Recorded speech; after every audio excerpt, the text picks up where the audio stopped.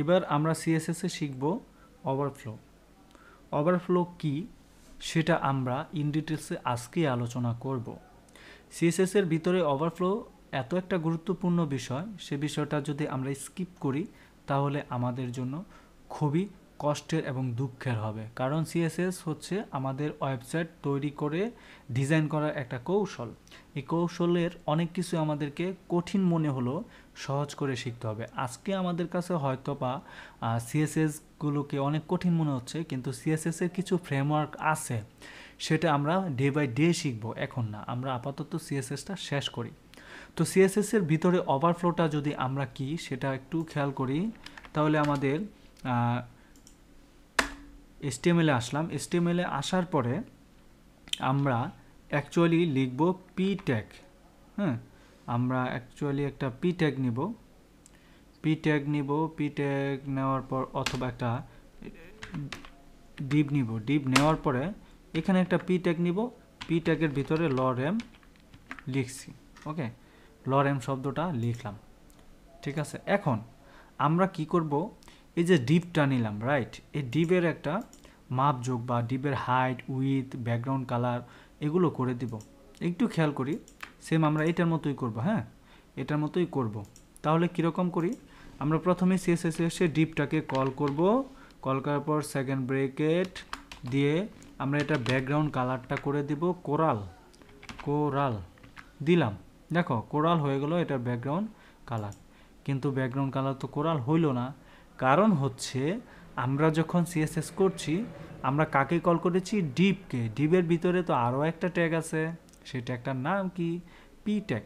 এখন আমরা ডিভের ভিতরে পি যে আছে এটাকে যদি কমা দিয়ে পি দিই, তাহলে দেখো কি হইল, পি ট্যাগটাকে সে কল করলো। অ্যাকচুয়ালি তাহলে ডিভকে সে কল করলো না, কল করলো কাকে, পি ট্যাগকে। ওকে, আচ্ছা, আমরা তাহলে পি ট্যাগকে কল করলাম, রাইট। ওকে, এইটা গেল ব্যাকগ্রাউন্ডের কালার। ওকে, এবং হাইট উইডটা দিই। উইডটা দিলাম, ধরো উইডটা দিলাম আমরা এটাকে 300 পিক্সেল দিলাম এরকম। এবং হাইট দিলাম আমরা, হাইট দিলাম ধরো 200 পিক্সেল। ওকে, আচ্ছা, 200 পিক্সেল হাইট দিলাম। তাহলে 200 পিক্সেল হাইট দিলে হয়েছে কি, আমরা যে ওভারফ্লো শিখতেছি সেটা কিন্তু হচ্ছে না। ওকে, আচ্ছা, তাহলে কি দাঁড়ায়, ওভারফ্লো ভিজিবল দিব আমরা। কীরকম, আমরা এখানে আরও কিছু লরেম নিলাম। লরেম তো হইল না,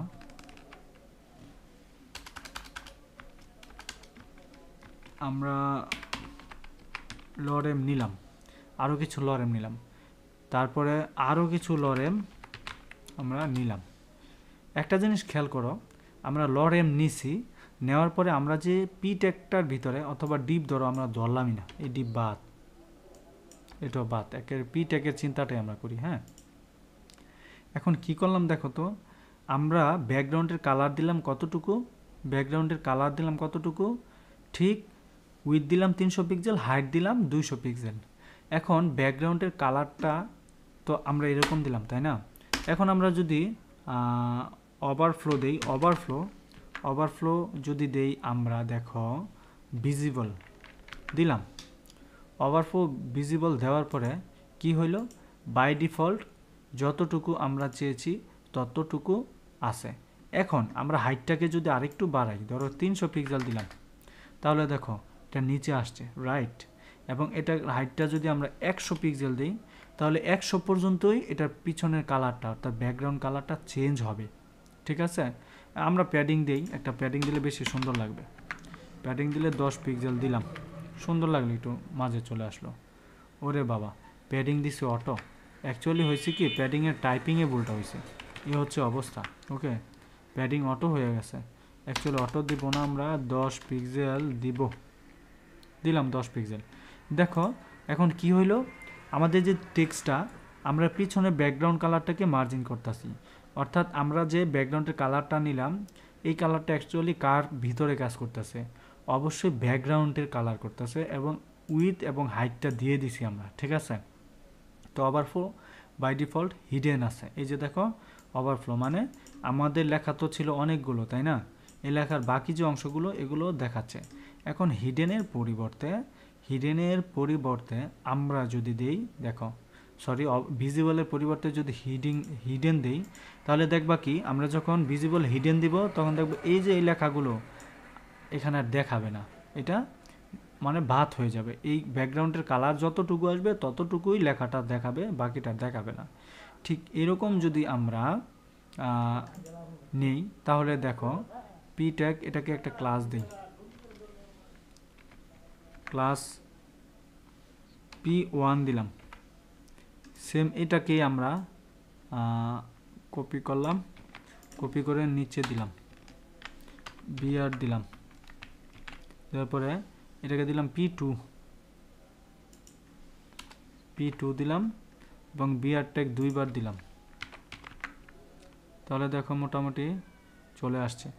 এবার ওভারফ্লো ভিজিবল দেখো, একটা জিনিস দেখছো, একটার উপর আরেকটা হইয়া গেছে, একটার উপর কি আরেকটা হইয়া গেছে। তো এটার জন্য আমরা আরেকটা CSS কোড নিব, এটার নাম দেব P2। আচ্ছা, এটা দেখো হাইট এবং উইথ দিছি, তাই না? এটার উইথ দিছি কত 300 পিক্সেল। এখন প্যাডিং দিছি এত, রাইট? এটার ব্যাকগ্রাউন্ড কালারটা যদি আমরা এটা দিই, তাহলে দেখো কি দাঁড়ায়, কিছুই তো দেখা না। এখন ভিজিবল হিডেন যদি দেই, এবার দেখো কি দাঁড়াইছে, কিছুই দাঁড়ায় নাই। কেন দাঁড়ায় নাই? এই কারণ অবশ্যই আছে, আমরা এখনই দেখব। কিভাবে দেখব খেয়াল করো।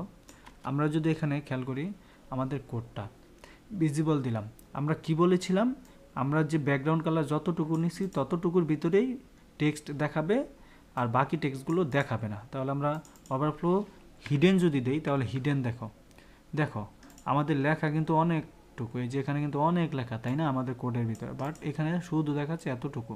এটা হচ্ছে ভিজিবল হিডেন। ওকে, আচ্ছা, আরেকটা আছে ভিজিবল। আমরা যদি ভিজিবল স্ক্রল মানে এই যে দেখো এরকম আসবে, স্ক্রল করে করে আমরা ভিজিবলটা দেখতে পারি। এখানে স্ক্রল যদি দেখায়, তাহলে দেখো এইদিকে একটা চিহ্ন আসছে, এটাকে স্ক্রল করে বাকি অংশগুলো আমরা দেখতে পারি। ঠিক আছে, পরে স্ক্রলটা হচ্ছে অটো। এখানে যদি অটো দেই, তাহলে অটো দিলে দেখো কি হয়, অটো দিলে নিচের যেই একটা লেখা ছিল ওইটা আর আসলো না। কীরকম, আমরা যদি স্ক্রল দেই, তাহলে দেখো স্ক্রল দিলে হয়েছে কি, এই দিকেও চেঞ্জ করার মতো, এদিকে চেঞ্জ করার মতো একটা অপশন আছে, এই দিকেও আছে। বাট আমরা যখন অটো দেই, অটো দেওয়ার পরে এই দিকে আর অংশটা থাকলো না, সবগুলো লেখা ভেঙে একটা ঘরের ভিতরে চলে আসলো। এটা হচ্ছে অ্যাকচুয়ালি ওভারফ্লো। ওকে, আচ্ছা, ওভারফ্লো এক্স, এটা হচ্ছে এক্স অক্ষ এবং ওয়াই অক্ষভাবেও ওভারফ্লো দেওয়া যেতে পারে। তো এটা কিভাবে দিব, আমরা যদি দেই, দেখো ওভারফ্লো, এই যে ওভারফ্লো লেখার সাথে সাথে এক্স আছে, এক্স হচ্ছে অটো। দেখো এই লেখাটা শুধু উপর থেকে আসবে, এটা হচ্ছে অটোর মতো। হ্যাঁ, আচ্ছা, এটাকে যদি এক্সের জায়গায় আমরা ওয়াই দিই, খেয়াল করো কি হয়, দেখো ওয়াই। আচ্ছা, এবার এটাকে যদি আমি স্ক্রল দিই, স্ক্রল দিয়ে দেখো কি দাঁড়ায়, সেম একই পদ্ধতি, কোনো চেঞ্জেস আছে কি? চেঞ্জেস নাই। তো আমরা কি বুঝলাম, ওভারফ্লো এক্স হিডেন রাখলে height horizontal scroll, overflow x রেখে যদি আমরা হিডেন রাখি এক্স এবং হিডেন রাখি এইচ হিডেন, তাহলে দেখো হাইট। হ্যাঁ, আচ্ছা, ওভারফ্লো আমরা আচ্ছা, এটাকে আমরা তো দিছি, দেখো দিয়ে দিলাম ওভারফ্লো হিডেন রেখে এক্স অক্ষতে এটা চলে আসছে। পরেরটা কি, ওভারফ্লো ওয়াই রেখে স্ক্রল যদি রাখি, ওয়াই রেখে স্ক্রলে যদি যাই, তাহলে দেখো কি দাঁড়াইলো ঘটনাটা। ওকে, কি দাঁড়াইছে, সেম একই পদ্ধতি, কোনো পদ্ধতির চেঞ্জ হয় নাই, তাই না? আমরা কিন্তু এভাবেও কিন্তু কাজ করতে পারি ওভারফ্লোর ভিতরে। তো আশা করছি ওভারফ্লো বুঝতে পেরেছো। আমরা পরবর্তীতে ফ্লুইড নিয়ে আলোচনা করব।